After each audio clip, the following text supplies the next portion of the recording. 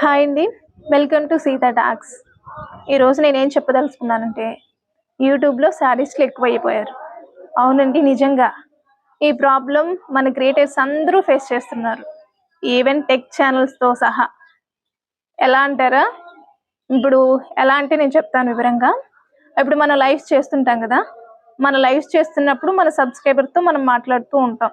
మన వాళ్ళందరూ మన సబ్స్క్రైబర్తో మనల్ని ఫాలో అయ్యే వాళ్ళు ఎప్పుడు మనల్ని ఏమనరు, మనతో మంచిగా ఉంటారు, మనతో మంచి కాన్వర్జేషన్ వాళ్ళు నడుపుతూ ఉంటారు.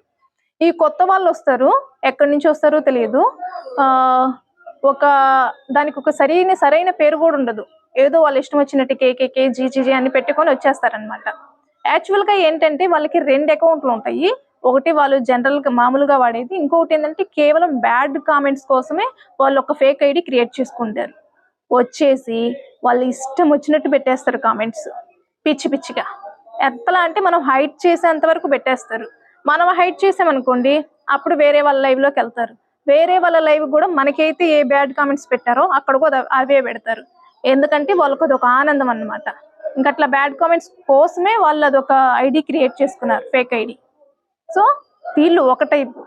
ఇంకొక టైప్ ఉంటారు, వాళ్ళు ఎలా అంటే, ఇప్పుడు మన కమ్యూనిటీలో పిక్స్ పోస్ట్ చేస్తుంటాం, ఎక్కడికైనా బయటికి వెళ్ళినప్పుడు లొకేషన్స్ అవన్నీ మనం సెల్ఫీలు పోస్ట్ చేస్తాం అనమాట.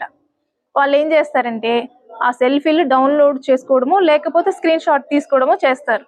స్క్రీన్ షాట్ తీసుకొని మన ఫేస్లు వాళ్ళ ప్రొఫైల్ పిక్గా పెట్టేసుకుంటారు. వాళ్ళ ప్రొఫైల్ పిక్ పెట్టుకుని అదే ప్రొఫైల్లో మన లైవ్లో జాయిన్ అవుతారు. అప్పుడు మనం వాళ్ళు కామెంట్ చేస్తుంటే మనం చూస్తాం కదా, అందరికి రిప్లై ఇస్తాం కదా. అప్పుడు మనం చూసినప్పుడు మనకు అర్థమైపోద్ది, అరే ఇది నా ప్రొఫైల్ పిక్, ఇది నా ఫేస్, నా పిక్కే, అది అతని దగ్గరికి ఎలా వెళ్ళిందా అని మనం ఆలోచించుకుంటాం అనమాట. ఆలోచించుకొని భయపడిపోతుంటాం. వీళ్ళు ఇంకో టైపు ఉన్నారు.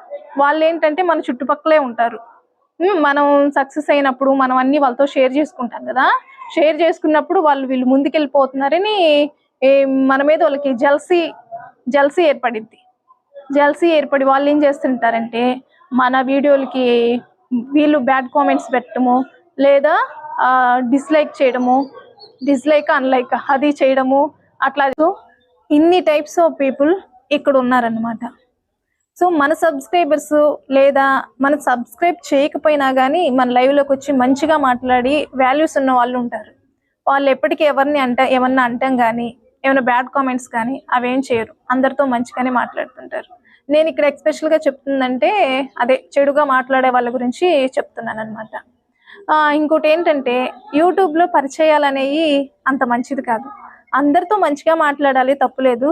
కానీ ఫోన్ నెంబర్లు ఇచ్చుకోవడము, ఇంకా మన లొకేషన్స్ షేర్ చేయడము, మన పర్సనల్ విషయాలు అనేవి అందరితో పంచుకోవడము అంత మంచిది కాదు. లేనిపోని ప్రాబ్లమ్స్ చాలా వస్తాయి. మన క్రియేటర్స్వే నేను చాలా చూశాను, పర్సనల్ విషయాలు చెప్పారని వాళ్ళు బయటికి స్ప్రెడ్ చేయటము, అలా చాలా మందికి జరిగినాయి. అందుకని కొంచెం కేర్ఫుల్గా ఉండటం మంచిది. వన్స్ మనం సోషల్ మీడియా ముందుకు వచ్చాక అన్నీ ఫేస్ చేయాల్సింది. ఫేస్ చేసే ధైర్యం ఉంటేనే మనం సోషల్ మీడియాలో అడుగు పెట్టాలి. అలాగే మనం కూడా ఎంతో కొంత జాగ్రత్తగా అనేది ఉండాలి. ఇక్కడ మనల్ని సపోర్ట్ చేసే వాళ్ళు ఉంటారు, మనని ఏడిపించాలని చూసే వాళ్ళు ఉంటారు, అలాగే మనకి ధైర్యం చెప్తూ మన వెన్ను తట్టే వాళ్ళు కూడా ఉంటారు. సో ఎన్ని కష్టాలు వచ్చినా వాటన్నిటిని దాటుకుంటూ మనం ముందుకెళ్ళి మన గోల్ రీచ్ అవ్వాలి. Thanks for watching guys. Have a nice day.